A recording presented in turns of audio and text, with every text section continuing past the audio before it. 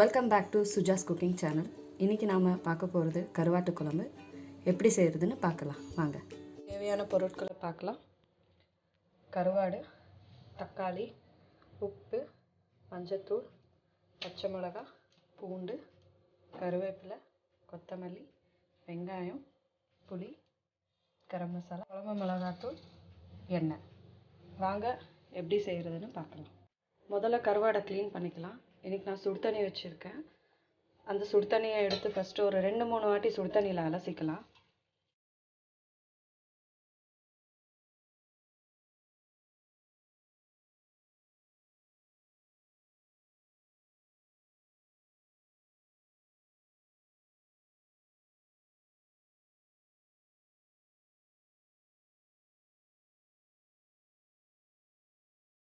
மூணு தடவை சுடு தண்ணியில் அலசியாச்சு. இப்போ நான் பச்சை தண்ணியில் அலசிக்க போகிறேன்.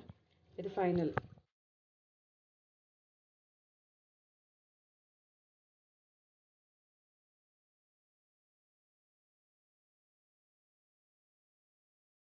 கருவாடை க்ளீன் பண்ணியாச்சு. இப்போ இந்த கருவாடை ஒரு 10 நிமிஷம் ஊற வைக்கலாம். அதுக்குள்ளே நம்ம கிரேவியை ரெடி பண்ணிடலாம். கடாய் சூடாயிருச்சு. ஒரு 4 டேபிள் ஸ்பூன் எண்ணெய் ஊற்றிக்கலாம்.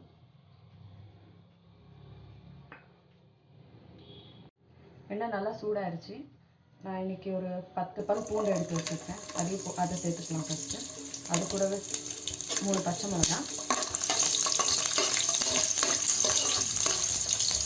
இந்த எண்ணெயில் கொஞ்சம் நல்லா வதங்கட்டும்.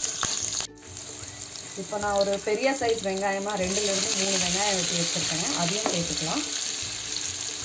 கூடவே கருவேப்பிலையும் சேர்த்துக்கலாம்.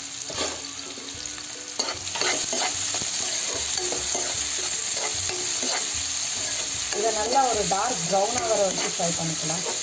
அப்போ தான் நம்மளுக்கு கிரேவியும் நல்லா வரும்.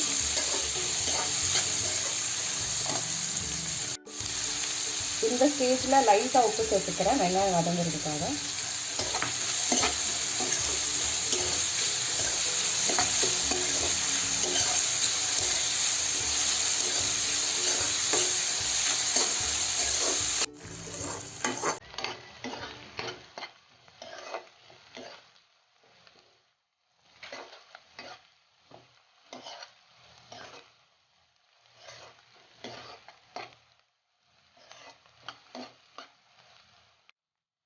வெங்காயம் நல்லா வதங்கிருச்சு. இப்போ நம்ம எடுத்து வச்ச தக்காளியை சேர்த்துக்கலாம். நான் ஒரு 4 மீடியம் சைஸ் தக்காளி எடுத்துக்கிறேன். ஸோ இப்போ இது நல்லா வதங்கட்டும். ஏன்னா இதுதான் நம்மளுக்கு கிரேவியை தக்காளி கொஞ்சம் நல்லா சாஃப்டாகட்டும்.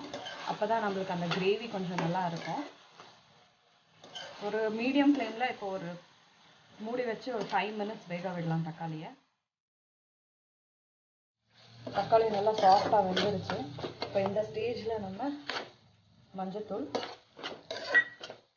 குழம்பு மிளகாத்தூள், இது ஒரு 4 டீஸ்பூன் எடுத்துருக்கேன். ஸோ இதை ஃபஸ்ட்டு ஃப்ரை பண்ணிக்கலாம்.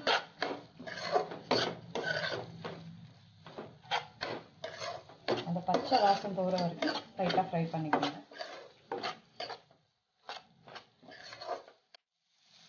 இப்போ லைட்டாக கொஞ்சம் தண்ணி எடுத்துக்கலாம்.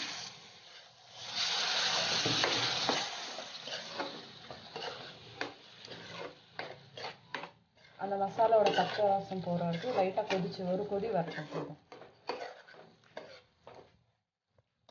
இப்போ நான் கிரேவி பாருங்கள் எவ்வளோ திக்காக இருக்கும். இப்போ நான் இந்த எடுத்து வச்சுருந்தேன் இல்லைங்களா புளி, அந்த புளியை கரைச்சி வச்சுருக்கேன். ஸோ அதை இப்போ நம்ம சேர்த்துக்கலாம்.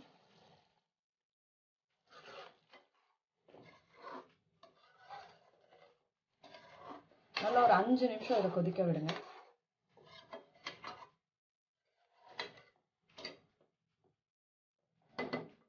புளியை நல்லா கொதிச்சு வந்துருச்சு.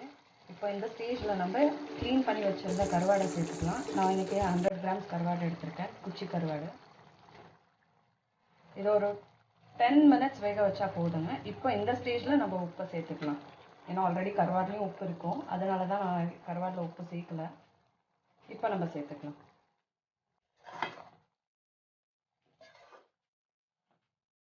இப்போ நம்ம தேவையான அளவு உப்பு சேர்த்துக்கலாம். உப்பு அதிகமாக சேர்க்க போகாதீங்க, ஆல்ரெடி கருவாடில் உப்பு இருக்குன்றதுனால அதிகமாக சேர்க்காதீங்க. ஒரு 5 மினிட்ஸ் மூடி வச்சுட்டு கொதிக்க வைங்க சிம்மில். போதும். சுவையான கருவாட்டு குழம்பு ரெடி. நீங்களும் உங்கள் வீட்டில் செஞ்சு பாருங்கள். எப்படி இருந்துச்சுன்னு மறக்காமல் கமெண்ட் பண்ணுங்கள்.